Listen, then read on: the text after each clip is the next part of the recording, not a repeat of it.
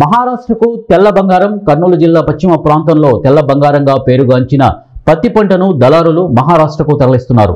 ప్రభుత్వ ఆదాయానికి గండి కొట్టి తరలిస్తున్న దళారులపై సంబంధిత అధికారులు చూసి చూడనట్లు వ్యవహరిస్తున్నారు. ఇక ప్రభుత్వ నిబంధనల ప్రకారం వివిధ రూపాల్లో మార్కెట్ యార్డ్ ద్వారా ప్రభుత్వానికి ఆదాయం సమకూరుతోంది.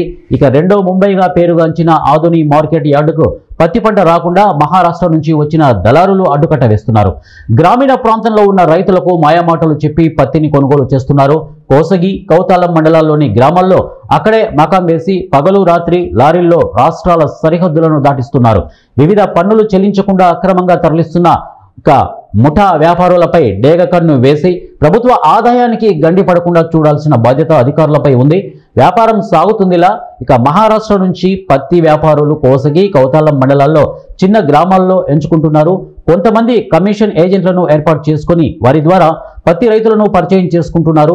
మీ పత్తి పంటకు మంచి ధర ఇస్తున్నా మీరు పంటను వ్యవసాయ మార్కెట్కు తీసుకువెళ్తే అయ్యే ఖర్చులు మిగులుతాయని నమ్మించి ఒప్పందం కుదుర్చుకుంటున్నారు. ఇంటి వద్దనే తూకాలు వేసి పత్తిని తూకం వేస్తున్న కూలీలు ఇక తూకాల్లో తన సంచి పత్తి పంటను కొనుగోలు చేస్తూ రైతులు చేస్తున్న వ్యాపారుల తూకాల్లో మోసాలు చేస్తున్నట్లు అనుమానాలు వ్యక్తమవుతున్నాయి. 50 కిలోల్లో తూకాలు చేస్తున్నారు. ఇలా తూకాలు చేయడం వల్ల మోసం జరుగుతోందని కొంతమంది రైతులు పేర్కొంటున్నారు. రైతుల నుంచి కొనుగోలు చేసిన పత్తిని లారీల్లో లోడ్ చేసి తరలిస్తున్నారు. ఎలాంటి పన్నులు చెల్లించకుండా రాష్ట్ర సరిహద్దులు దాటుతున్నాయి.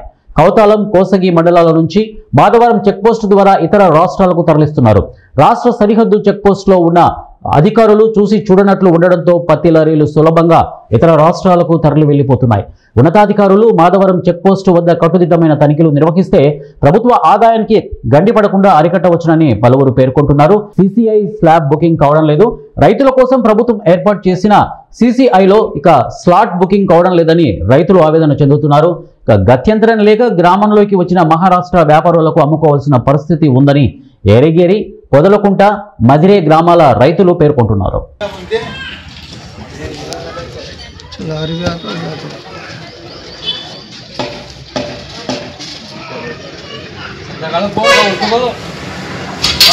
काटली तुझी घरी